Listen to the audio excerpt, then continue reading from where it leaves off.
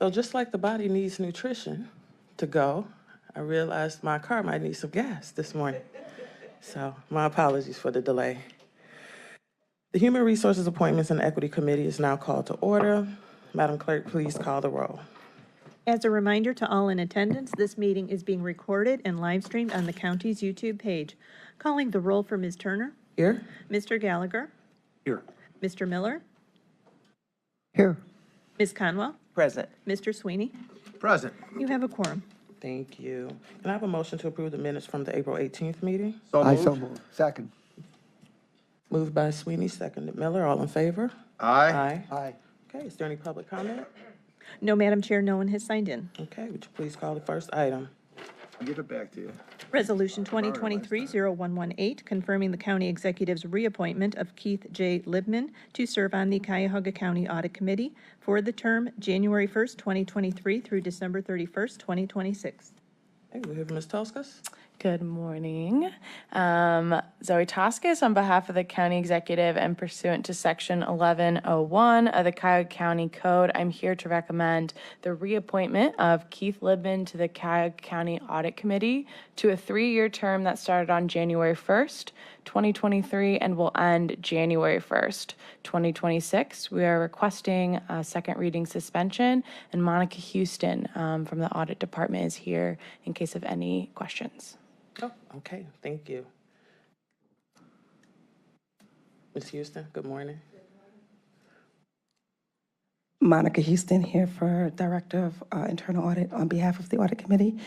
Good morning. Morning. Thank you so much for taking time. We have 2 items on your agenda. I'm just going to kind of speak about both of them and then let them speak on their own behalfs. But I just wanted to come and say some brief remarks. The Audit Committee in the public sector helps enhance accountability, as you all know. Audit committees assist local legislatures in fulfilling their governance and oversight responsibilities for the integrity of financial information, suitability of internal controls, compliance with regulatory requirements, performance of government auditors, and performance of audit firms engaged by the governing body. Section 11.01 of the Cuyahoga County Charter establishes the Audit Committee, whose primary responsibility is to ensure the independence of the internal audit function. Members of the committee are to include 4 resident members with experience in the field of auditing, accounting, government operations, or financial reporting. Today, on behalf of the Audit Committee, I am pleased to offer my support to the 2 appointees, Keith Libman and Meltrice Sharp, appearing before this committee at the recommendation of the executive. Keith Libman has diligently served as a member of the Audit Committee since June of 2018 and is being recommended for reappointment. During his tenure, Keith has been a tremendous asset to the Audit Committee. He regularly engages in meeting agenda items and expresses his independent thoughts on matters before the committee. As a practicing certified public accountant and partner at a local firm, Keith often lends his expert technical knowledge in financial accounting to the committee and to management. If confirmed, his term would end December 2026. Meltrice Sharp is being recommended to fill the incomplete term vacated by Yvette Itu in December of 2022 as per section 11.01 of the Cuyahoga County Charter. With more than 20 years as a CPA, Meltrice brings a wealth of experience in the areas of accounting, tax, management, finance, and business consulting. A native of Cleveland, she has deep roots in the community in which she has agreed to serve, and she passionately and frequently gives back. Her active involvement at the leadership level, including that of founder and numerous organizations which support the advancement of women and Black professionals, exemplifies her commitment to diversity, equity, and inclusion. If confirmed, her term would end December of 2025. Thank you. Okay, thank you, Ms. Houston. Okay, so we'll hear from Mr. Liebman. Good morning. Good morning. How are you? Quite well. I hope all of you are well. It's a pleasure to come and have a chance to address you once again. I feel a little bit of a Groundhog Day experience, and that I first came before this committee to fill an unexpired term, and then was reappointed to a full term, and now seeking to fulfill another term on the audit committee. The director, I think, gave you a reasonably well balanced sense of who I am and what I've done on the committee. And you probably have a resume in front of you, and I hate the redundancy of repeating, so I'll just state that I've always approached opportunities like this with, I use the acronym IKE, I-K-E, that what hopefully qualifies me as independence, knowledge, and experience. The experience comes with age, and the opportunity to have been broadly engaged through business and nonprofit and government experiences at many levels, and gives me the opportunity to carry the lessons learned and the information gathered in one spot to others, and I feel that's particularly the case with the county, where you folks have some complicated businesses to oversee. The county is amazingly diverse in terms of the types of operations, and I have the benefit of having seen a lot of different business and nonprofit and government operations that have served me well in participating on the audit committee.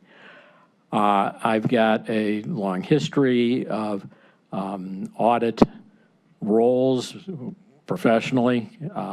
That's the side of the CPA business that I have done. You would not want me to prepare your tax return. That might be malpractice, but my experience is in auditing, and I've served in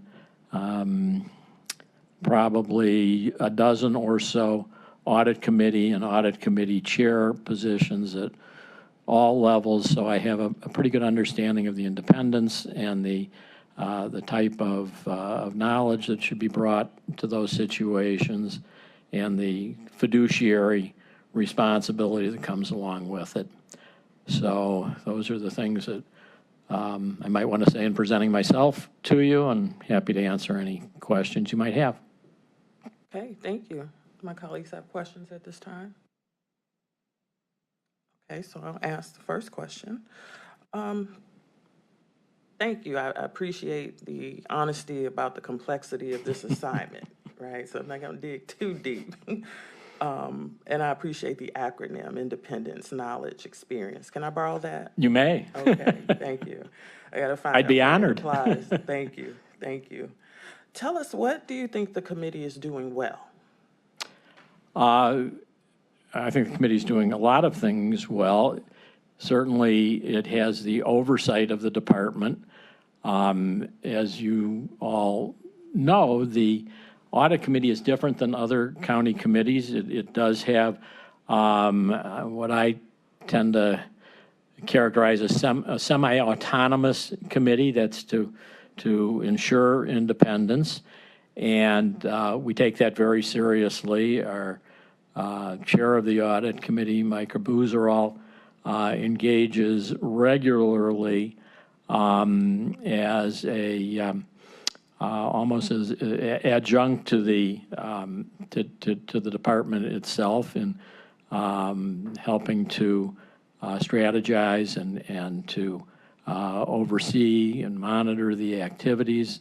Strong partnership with the director, and as a committee member, I totally support that.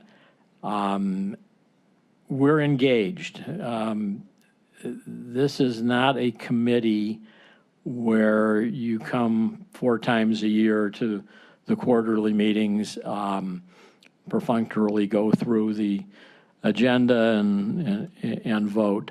We are all receiving regular communications, perhaps not daily, but certainly weekly, engaging in the learning process, the background process, so that when we do come to committee meetings and fulfill the role in the public view, that we're coming in a manner that is knowledgeable, done our homework, and ready to engage and act.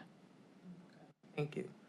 So you tried to, well, not you, but the committee tried to audit an agency that I used to work for, the Board of Elections. Yes. But there's been some question about the reach of the committee's jurisdiction.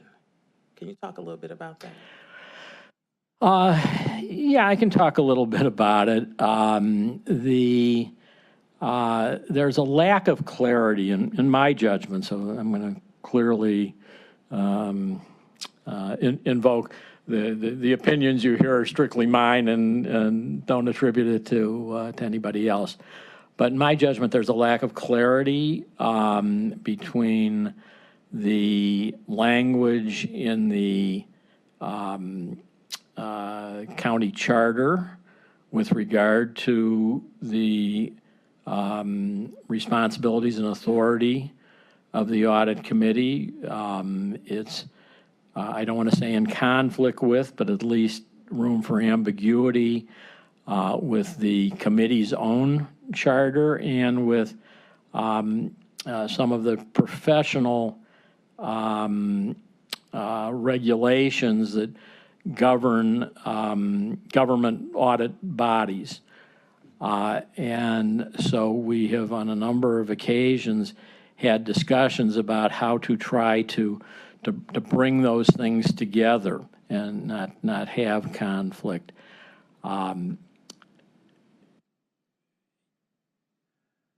Without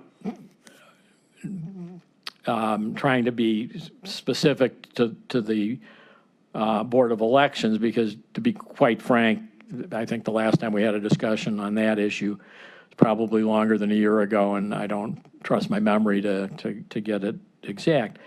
But suffice it to say that there was an attitude among many of us in the committee room that it was our responsibility as an audit department and audit committee to have some ability to apply certain audit procedures to the Board of Elections. It was objected to, I think, by the Board of Elections or its management. And we looked to the charter for guidance, and that takes me back to the speech I gave a moment ago about the ambiguity that exists. So I will tell you, I for one would hope that in the future, hopefully at least that process can begin during my next term. I think the county charter doesn't open again for review in the normal course of business, perhaps even past the term that I'm to serve, but hope at least we can start a process where we can try to bring these this guidance that's in conflict with one another more closely aligned. My next question was going to be around the county charter, but I think you just addressed that. So thank you for that. You bet. Transparency. Any questions from my colleagues? Okay. You've been here before with them. So I just want to congratulate you again. Thank you for your time. Any final? No, hopefully you will come to a decision that will allow me to continue to serve the county. I'd be proud to do that. And thank you for your time today. Thank you. Okay, so can we have a motion to move this item to the full body of council for second reading under suspension of the rules? So moved, Conwell. Have a second? Second. Been moved by Conwell, seconded by Miller. All in favor? Aye. Unanimous. All right, thank you. Madam Clerk? Resolution 2023-0119, confirming the county executive's appointment of Meltree Sharp to serve on the Cuyahoga County Audit Committee for an unexpired term ending December 31st, 2025. Good Toskis. morning, Madam Morning. Chair. Zoe Toskis on behalf of the County Executive and pursuant to Section 1101 of the Cuyahoga County Code, I'm here to recommend the appointment of Maltrice Sharp to the Cuyahoga County Audit Committee. Maltrice Sharp is replacing Yvette E2, and we are requesting a second reading suspension. Monica Houston is here on behalf of the Fiscal Department if necessary. Okay, I think she spoke well already on this item with Ms. Sharp. Without further ado, good morning. Good morning, Chair and other members of the council. I am honored to be here this morning. When I was first made aware that the county executive recommended me for this role, my initial reaction was shock, and I asked myself, why me? After researching the duties, responsibilities, and qualifications of this role, I immediately understood why. My professional qualifications and body of work over the last 20 years were almost perfectly aligned.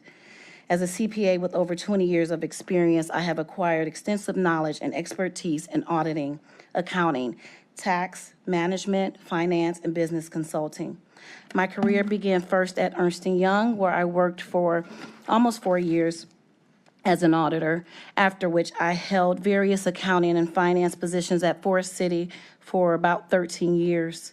I am currently a managing partner at CLE Consulting Firm, an accounting firm that provides bookkeeping and accounting, tax, payroll, and business consulting services. CLE was born out of my business partner and me, Larice Purnell's shared mission to change the financial landscape in the minority community. Over the past 6.5 years, we've helped hundreds of businesses and nonprofits create solid financial structures, ensuring compliance with various governing agencies, and educating business owners and leaders on the criticality of having solid financial structures in place. I am a proud graduate of Kent State University, where I earned a Bachelor's of Business Administration with a concentration in accounting, and from Baldwin-Wallace, where I earned my Master's of Business Administration. My educational achievements have provided me with a solid foundation, equipping me with the tools needed to navigate the complexities of the finance, auditing, and accounting industry. I am deeply engaged in community service and have an unwavering passion and commitment to this community. As a Cleveland native with deep roots in this county, I am invested in its success. My mother still lives in the inner city of Cleveland and is refusing to move because she loves the neighborhood. My father is a retired homicide detective who spent his entire career in the Cleveland Police Force, and many of my family members, including some of my children and grandchildren, reside in the county. So as you can see, my roots are deep, and my commitment to aid in our county's success is strong. Beyond my professional endeavors, I serve as the treasurer of Deaconess Foundation and National Association of Minority Contractors. Additionally, I am trustee for YWCA, University Hospital Rainbow Babies and Children Foundation, and Women of Color Foundation. I serve on the finance committee of both YWCA and Rainbow Babies and Children Foundation. I am founding member of an organization called Women Creating Wealth and Impact, which is an organization that seeks to bridge gaps in financial education and access for women. As you can see, I am unapologetically dedicated to empowering individuals and organizations to thrive financially. Education is close to my heart, and I am an adjunct instructor at Cuyahoga Community College, where I have the privilege of teaching various accounting courses. By sharing my knowledge and experiences with aspiring accountants, I hope to contribute to the development of future financial leaders in our community. In addition to my professional and civic engagements, I just authored my first children's book called Aubrey's Adventure to Cashland, which instills valuable lessons about giving back and making wise money decisions at an early age. This endeavor reflects my passion for financial literacy and belief that our children deserve a solid foundation in financial education. Outside of my professional pursuits, I cherish my role as a wife, mother, and grandmother. Spending quality time with my family brings me immense joy. If confirmed to serve on this committee, I will bring unwavering dedication, integrity, a strong work ethic to this position. My experience, qualifications, and commitment to community service makes me well equipped to contribute effectively to the financial oversight and accountability of Cuyahoga County. Thank you for your time, and I hope to have the opportunity to serve and make a positive impact on our county. All right. Thank you. Any questions from my colleague, Ms. Conwell? Through the chair to Ms. Sharp, are you a certified independent auditor as well? No. No? Okay. And want to know, second question was more about your book. Do you have a copy? So, and what is the age group that it covers? So I tell people from while the baby is in your stomach, in your womb, because I read to my children when I was first realized that I conceived a child. I read to them while they were in my belly, but I think that up to the age of 10. Birth to 10. Okay. And I don't have it with me, but I'll be sure to get you a copy. But it's on Amazon, it's on So Books A Million, Aubrey's- everywhere. And you're listed as the author? Yes, Okay. Aubrey's? Aubrey's Adventure to Cashland. Okay. And the reason that I ask is because when I get when there's a book, I have my window upstairs is full of books from individuals that come here and, whether they're an author or whatever, and I can get a signature. I'll be love sure to books bring with- you one all right. signed. All right, thank you. Bring everybody one. I'll pay for mine. Okay. Councilman. Councilman Sweeney. Thank you, Madam Chairwoman. Welcome. Thank you. My first thought is, wow, quite impressive. Thank you for adding this to your plate.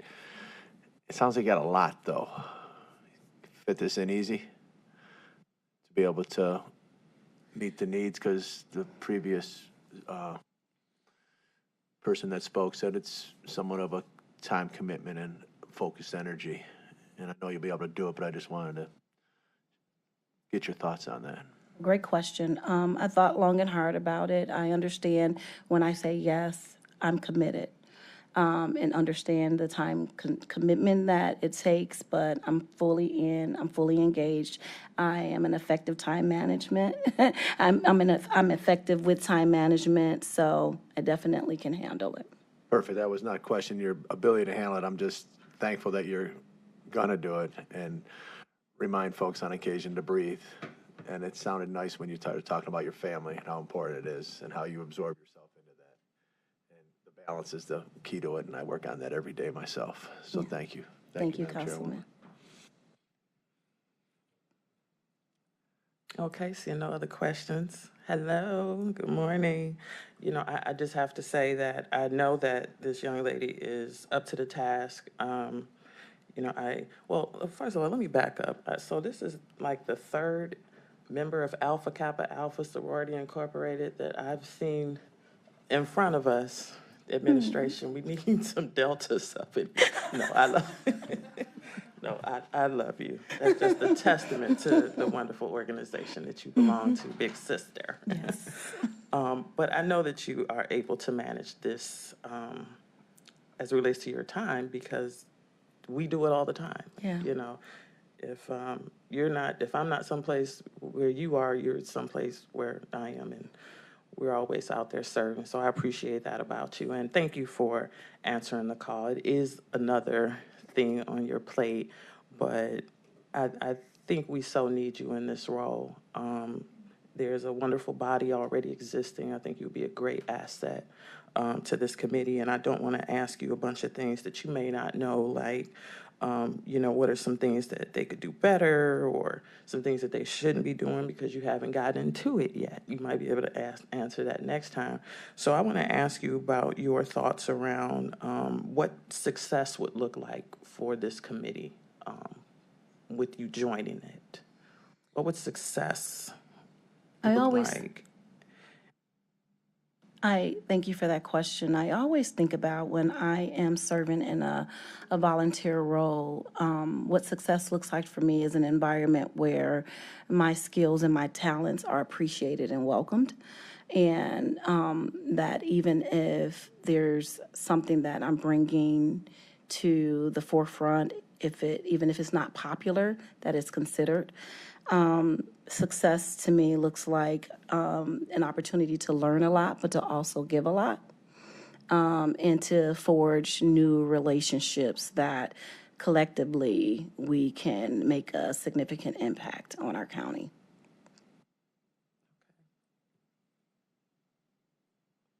think that's all I have. If there are no other questions, I would like to, yep, Ms. Conwell. Just wanted to follow up and, have you been on boards before? I apologize, I didn't look at the resume. Have you been on, serving on boards in a similar capacity before? So I'm currently serving on Deaconess Foundation's board as the treasurer, and sit on the audit committee as well as the investment committee for that organization. I've sat on, I'm not sure if you're familiar with Women of Color, but most women are familiar with Women of Color board, and I sit on their finance committee and National Association of Minority Contractors Finance Committee, and I serve on YWCA's board and was just recently appointed to Rainbow Babies and Children Foundation's board and serving on the finance committee as well. I've always marveled, people that wanted to deal with figures and math. It's not my cup of tea, so congratulations. I love it. Don't ask me to write much. See, and I'd like to write. Madam Chair. Councilwoman, I think. Ms. Miller?